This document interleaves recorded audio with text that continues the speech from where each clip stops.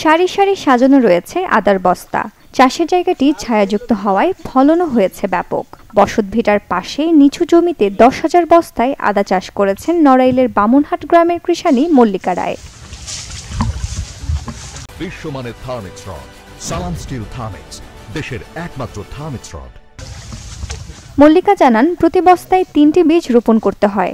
1 KG করে হলেও 10,000 KG আদা উৎপাদন হবে এবার, যদিও কোনো কোনো বস্তায় 1.5 থেকে 2 কেজি হওয়ার সম্ভাবনা রয়েছে।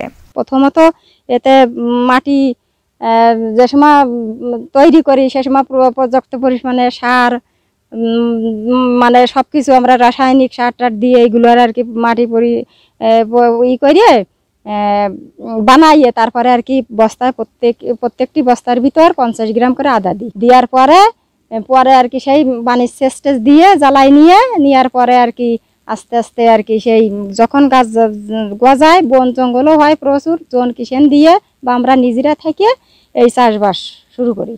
স্বল্প জায়গায় অল্প সময় কম খরচে 4 গুণ লাভ পাওয়ায় আদা চাষে ঝুঁকছেন অনেকেই। তাই তো বাড়ির আঙিনা, ছাদ, অনাবাদি ও পতিত জমি সহ বিভিন্ন জায়গায় বস্তায় মাটি ভরে বাণিজ্যিকভাবে মশলা জাতীয় সফল আদা চাষে নতুনভাবে স্বপ্ন দেখছেন কৃষকরা। আমি জীবনে কোনোদিন দেখিনি, আজকে দেখলাম যে এই পড়িও জমিতে এইভাবে আদা চাষ, এটা ভাবার বিষয়। তা এরকম জমি যার আছে বা যাদের পড়ে আছে, আমি মনে করি তারা যেন এইভাবে আদা চাষ করে। আমারও একটা আশায় আছে যে আমিও এরকম করব।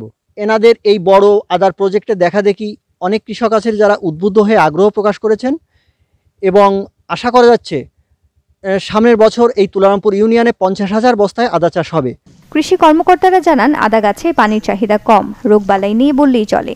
সার বা কীটনাশক ব্যবহার করতে হয় সীমিত, আর আদা বিক্রিতে কোনো ঝামেলা না থাকায় অতিরিক্ত অর্থ পাচ্ছেন কৃষকরা। একটু নিচু জমি বা ছায়াযুক্ত জমি, আবার একেবারেই চাষ অনুপযোগী সেই সব জায়গাগুলোতে বস্তা পদ্ধতিতে আদা চাষের মাধ্যমে একসাথে যেমন সেই জমির যে সদ্ব্যবহার সেটাও নিশ্চিত হচ্ছে, আবার ওই জমি থেকে আদা চাষের মতো একটা উচ্চ মূল্যের ফসল চাষ করে কৃষক আর্থিকভাবে লাভবান হওয়ার সুযোগ পাচ্ছে। সরকারি অনুদানে কৃষকদের প্রশিক্ষণের ব্যবস্থা করতে পারলে আদা চাষে ব্যাপক সফলতা আসবে। এতে আমদানি নির্ভরতা কমিয়ে দেশের অর্থনীতিতে ভূমিকা রাখবেন চাষিরা।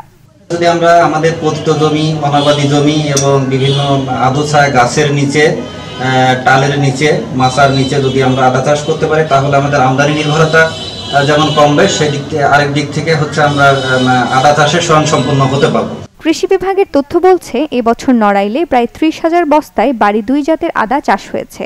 উৎপাদনের লক্ষ্যমাত্রা ধরা হয়েছে 350 মেট্রিক টন, যা গত 2 বছরের তুলনায় প্রায় 4 গুণ। Desk report, channel 24।